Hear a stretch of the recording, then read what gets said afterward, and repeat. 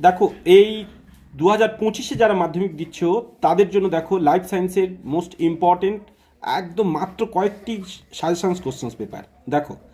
Heredity থেকে অর্থাৎ বংশগতি থেকে মোস্ট ইম্পর্টেন্ট যে কোশ্চেন্সগুলো এবছরের জন্য ভীষণই ইম্পর্টেন্ট দেখো, প্রশ্নগুলোকে একটু তাড়াতাড়ি পড়ে পড়ে ফেলো। 9টা এবং তারপরে দেখো এখানে লক্ষ্য করো এই 20টি কোশ্চেন্স তোমাদের বংশগতির চ্যাপ্টার থেকে। ঠিক আছে, চলো আমরা পরের অধ্যায় অভিব্যক্তি অভিযোজনে যাই।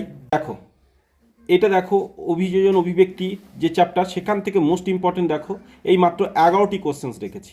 ঠিক আছে, ভালো করে লক্ষ্য করো, কিন্তু এগুলো কিন্তু খুবই ইম্পর্টেন্ট কোশ্চেন্স এবং এগুলোই পড়তে হবে তোমাদের। এবং শেষ অধ্যায় অর্থাৎ পরিবেশ ও তার সম্পদ থেকেই দেখো এখান থেকেও আমরা 12টি কোশ্চেন্স রেখেছি মোস্ট ইম্পর্টেন্ট কোশ্চেন্স। তো এই পার্টগুলোই তোমরা ভালো করে প্র্যাকটিস করে যাও। আর বিশেষ করে এখান থেকে কিন্তু ছবি তোমাদের চিত্র এইগুলোই, যেমন এর মধ্যে 10টা রেখেছি আর এগুলো চিত্র সাজেশনস। প্রতিবর্ত ক্রিয়া চোখ, এছাড়াও প্রাণী বা উদ্ভিদ কোষের অ্যানাফেজ আর মেটাফিজ দশা, এই দুটো দেখে রাখবে। ব্যাস এই হলো তোমাদের লাইফ সায়েন্সের সম্পূর্ণ ডিটেলস।